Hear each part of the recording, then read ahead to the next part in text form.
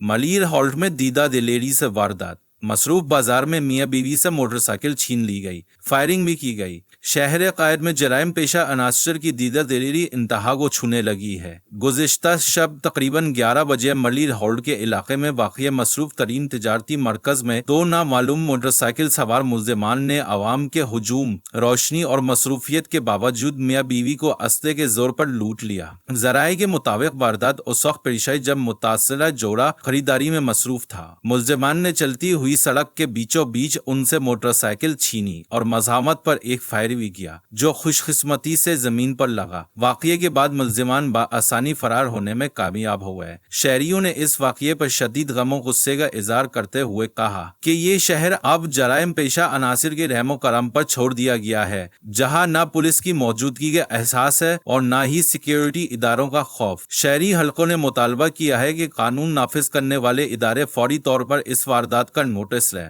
ملزمان کو کیفر کردار تک پہنچائے اور عوام کی جان و مال کے تحفظ کو یقینی بنانے کے لیے مؤثر اقدامات کرے۔